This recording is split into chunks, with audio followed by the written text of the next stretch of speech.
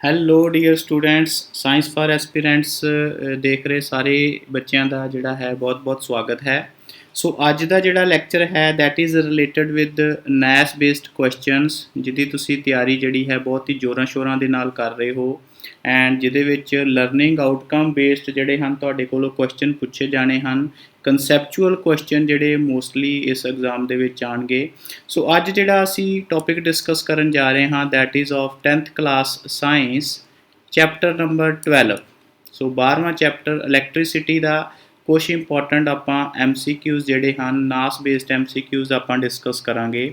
So first question is ਦੀਪਕ ਨੇ ਅੱਜ class ਵਿੱਚ ਪੜ੍ਹਿਆ ਕਿ ਬਿਜਲਈ ਚਾਰਜ ਦੇ ਪ੍ਰਵਾਹ ਦੀ ਦਰ ਨੂੰ ਬਿਜਲਈ ਧਾਰਾ ਕਹਿੰਦੇ ਹਨ।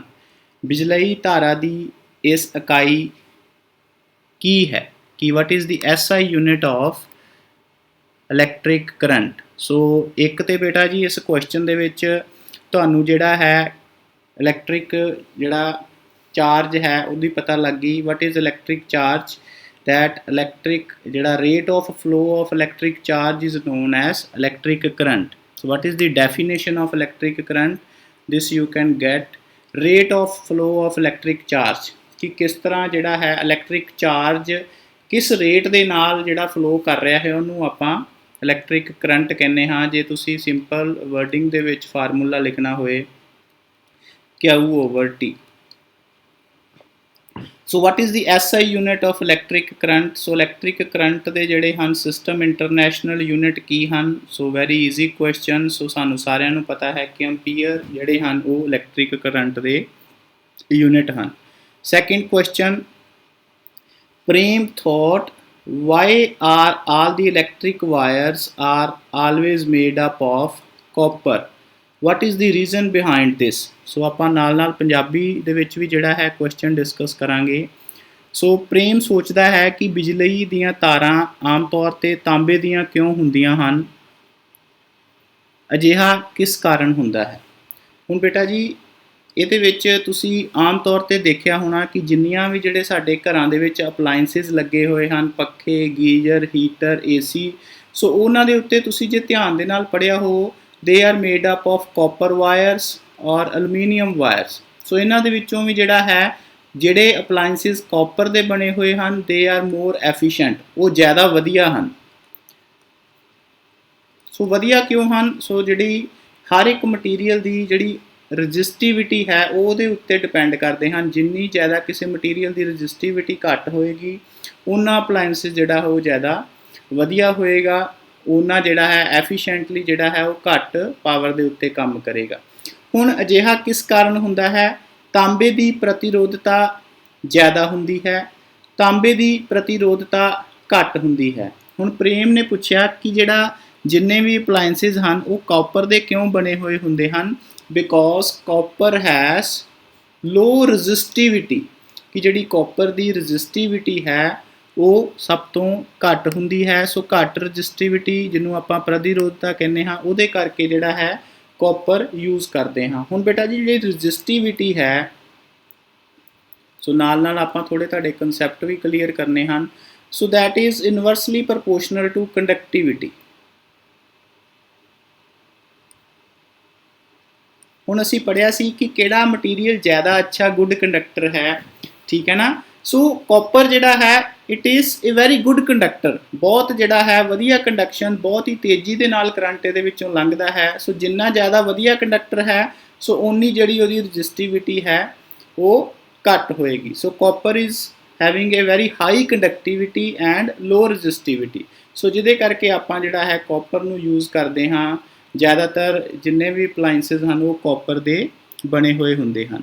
So third question is during an activity Suman learned today about the filament of a bulb, that it has a high resistivity and high melting point. ਸੋ ਸੁਮਨ ਨੇ ਦੇਖਿਆ ਕਿ ਜਿਹੜੇ ਸਾਡੇ ਘਰਾਂ ਦੇ ਵਿੱਚ ਬਲਬ ਲੱਗੇ ਹੋਏ ਹੁੰਦੇ ਹਨ ਸੋ ਉਹ ਜਿਹੜੇ ਗਲੋ ਕਰਦੇ ਹਨ, ਜਿਹੜੇ ਰੋਸ਼ਨੀ ਦਿੰਦੇ ਹਨ, ਸੋ ਉਹਨਾਂ ਦੀ ਜਿਹੜੀ ਰਜਿਸਟਿਵਿਟੀ ਹੈ ਉਹ ਬਹੁਤ ਜ਼ਿਆਦਾ ਹੁੰਦੀ ਹੈ ਅਤੇ ਬਹੁਤ ਜ਼ਿਆਦਾ ਮੈਲਟਿੰਗ ਪੁਆਇੰਟ ਉਹਨਾਂ ਦਾ ਹੁੰਦਾ ਹੈ। ਸੋ ਉਹ ਕਿਹੜੇ ਮਟੀਰੀਅਲ ਦੇ ਬਣੇ ਹੋਏ ਹੁੰਦੇ ਹਨ? ਸੋ ਉਹ ਜਿਹੜੇ ਬਲਬ ਹਨ so they are made up of tungsten. ਹੁਣ ਟੰਗਸਟਨ ਜਿਹੜਾ ਮਟੀਰੀਅਲ ਹੈ ਬੇਟਾ ਜੀ, ਜਿੰਨੀ ਜ਼ਿਆਦਾ ਕਿਸੇ ਮਟੀਰੀਅਲ ਦੀ ਰਜਿਸਟਿਵਿਟੀ ਹੋਏਗੀ ਸੋ ਓਨੀ ਵੱਧ ਉਸ ਮਟੀਰੀਅਲ ਦੀ ਰਜਿਸਟੈਂਸ ਹੋਏਗੀ। ਸੋ ਜਿਹਦੇ ਕਰਕੇ ਕੀ ਹੈ ਕਿ ਉਹ ਜਿਹੜਾ ਹੈ ਵੱਧ ਫਿਲਾਮੈਂਟ, ਵੱਧ ਹੀਟ ਪੈਦਾ ਕਰੇਗਾ ਤੇ ਗਲੋ ਕਰੇਗਾ।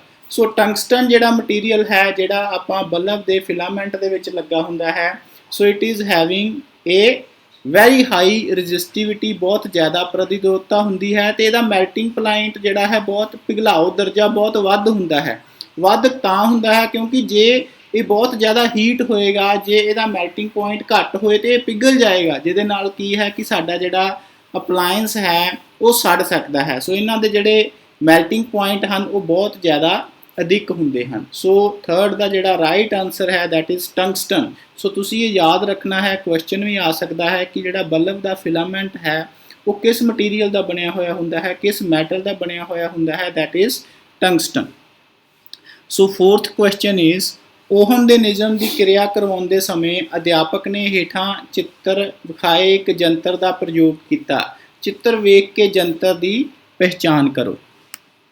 So while performing an activity for Ohm's law, teacher use the device shown below। ਹੁਣ ਬੇਟਾ ਜੀ Ohm's law ਸਾਨੂੰ ਸਾਰਿਆਂ ਨੂੰ ਪਤਾ ਹੈ, that is V is directly proportional to I, ਕਿ ਜਿਹੜੀ ਵੋਲਟੇਜ ਹੈ ਉਹ ਸਿੱਧੀ ਕਰੰਟ ਦੇ ਪ੍ਰਪੋਰਸ਼ਨਲ ਹੁੰਦੀ ਹੈ ਐਂਡ ਉਹ ਕਿਹਦੇ ਤੇ ਡਿਪੈਂਡ ਕਰਦੀ ਹੈ, ਉਹ ਡਿਪੈਂਡ ਕਰਦੀ ਹੈ ਰੈਜ਼ਿਸਟੈਂਸ ਦੇ ਉੱਤੇ। So this is our Ohm's law।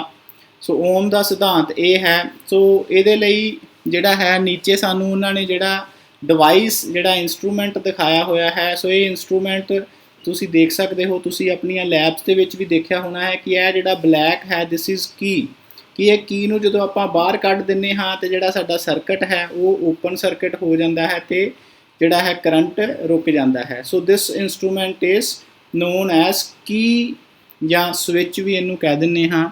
So option D ਜਿਹੜਾ ਹੈ that is the right answer. Moving to fifth question। So fifth question ਕੀ ਹੈ?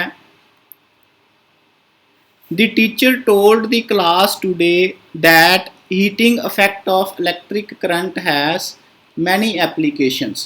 Choose the appliance which works on the heating effect of current from the options below।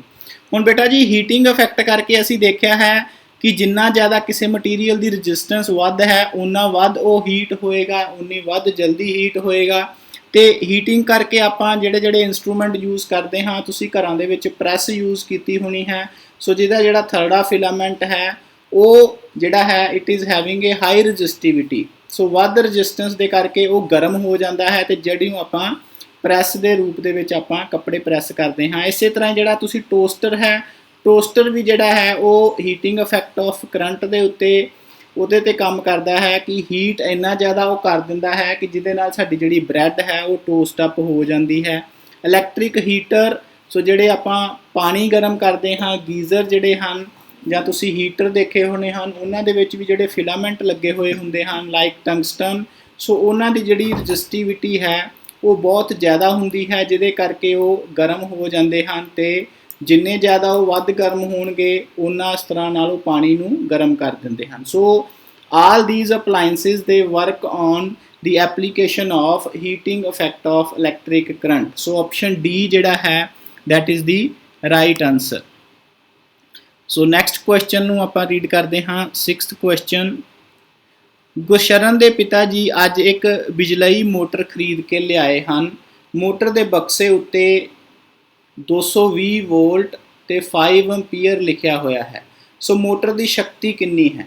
ਸੋ ਬੇਟਾ ਜੀ ਸਾਨੂੰ power ਦਾ formula ਪਤਾ ਹੈ। Power ਜਿਹਨੂੰ ਆਪਾਂ ਸ਼ਕਤੀ ਕਹਿ ਦਿੰਦੇ ਹਾਂ, ਪਾਵਰ ਕਿਹਦੇ ਬਰਾਬਰ ਹੁੰਦੀ ਹੈ? V into I। So V is our voltage, I is our current। ਸੋ 220 ਨੂੰ ਆਪਾਂ ਜਦੋਂ 5 ਦੇ ਨਾਲ ਮਲਟੀਪਲਾਈ ਕਰਾਂਗੇ so 220 into 5 so that is equal to 1100 watt. 1100 watt ਜਿਹੜੀ ਉਹਦੀ ਪਾਵਰ ਹੋਏਗੀ। ਸੋ ਐਡਾ ਆਪਸ਼ਨ ਜਿਹੜੀ ਹੈ that is the right answer. So ਇਸੇ ਤਰ੍ਹਾਂ so you can study in English. So find out the power of this electric motor. So power is equal to V into I so 220 गुणा 5 so 1100 watt जिहड़ा है that is our answer. 7th question, a wire of resistance R was cut into 2 equal pieces and joined in parallel। एक तार लई आपां जिहदी resistance कितनी है R है एंड ਉਹਨੂੰ ਆਪਾਂ दो बराबर इक्वल हिस्सों के कट दिता तो फिर उन्होंने आप पैरलल ज्वाइन कर दिता। What will be the total resistance. So very very important question, conceptual based question है। सो आर प्रतिरोध के एक तार के टुकड़े को दो बराबर भागों में कट के समांतर क्रम में जोड़िया गया, उहदी जिहड़ी तुसी टोटल प्रतिरोध कितना होएगा। हुण बेटा जी ये मैं थोड़ा जिहा तुहानूं एक ड्रा करके दसनी चाहते हाँ। सो फॉर एग्जाम्पल जदों आपां तुहानूं सब तो पहले ये वाला फार्मूला पता होना चाहिए है, resistance is equal to rho into L over A. So this is our resistance जिन्हों आपां प्रतिरोध कहने हाँ। दिस इज़ आवर रजिस्टिविटी, प्रतिरोधता जिन्हों आपां कहने हाँ। सो रजिस्टेंस किहदे उत्ते डिपेंड करती है, resistance is directly proportional to length. हुण आपां तार, एक तार है उन्होंने जे आपां दो हिस्सों के वंडांगे तो उसकी लंबाई भी अद्धी हो जाएगी। सो इसका मतलब है कि जदों मैं एक तार नूं जिहदी रजिस्टेंस आर है उन्होंने दो हिस्सों के कट दिता तो हर एक जिहड़ा टोटा है उसकी रजिस्टेंस कितनी हो जाएगी, R/2। हुण वो दो टोटे जिहड़े हन सो उन्होंने मैं पैरलल दे विच कनैक्ट कर दिता। सो इत्थे आपां बैटरी लगाई हुई है। सो यू कैन से सो ए वाले टोटे की रजिस्टेंस भी R/2 है। सो ए वाले टोटे की रजिस्टेंस भी R/2 है। हुण बेटा जी इक्वलेंट रजिस्टेंस का जिहड़ा फार्मूला है तुसीं पढ़िया होना, इनू आपां कट भी कर सकते हाँ। R1 R2 over R1 plus R2। एक नूं आपां R1 कह लिया, एक नूं R2 कह लिया। सो इनू तुसीं इत्थे फाइंड आउट भी कर सकते हो कि पैरलल दे विच जिहड़ी रजिस्टेंस है सो उहदा फार्मूला की है 1 over R1 plus 1 over R2। हुण इनू जदों तुसीं सॉल्व करते हो तो तुहाडे कोल जिहड़ा इक्वलेंट रजिस्टेंस का ये वाला फार्मूला आ जाएगा। सो R1 की वैल्यू कितनी है, R/2 into R/2 over R/2 plus R/2। हुण इनू जदों आपां सॉल्व करते हाँ तो साडे कोल की आ जाएगा, मैं इत्थे लिख दिना हाँ। सो R² over 4 R/2 plus R/2 साडे कोल आ गया R। सो R नाल R कटिया गया, मेरे को जिहड़ा आंसर आएगा that is equal to R/4। कि जदों तार नूं पहले मैं दो हिस्सों के तोड़िया तो फिर उन्होंने मैं पैरलल लगाया तो जिहड़ी उहदी टोटल रजिस्टेंस होएगी that is equal to R/4। So third option जिहड़ी है that is the right answer. Last question of today's lecture. If we have two same sized wire of nichrome and copper, which one will show high resistance?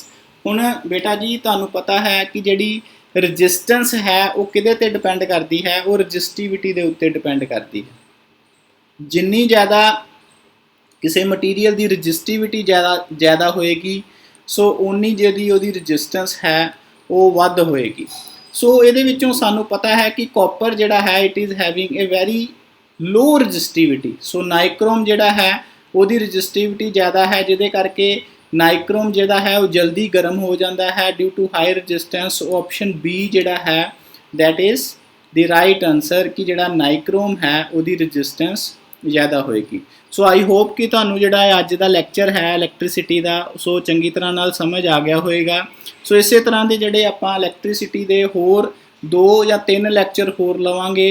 So till then goodbye. So if you really like this video click the like button, join our telegram channel Science for Aspirants and subscribe to our YouTube channel and share this video to maximum to all those students who are preparing for this NTSC and NAS examination. Till then, goodbye.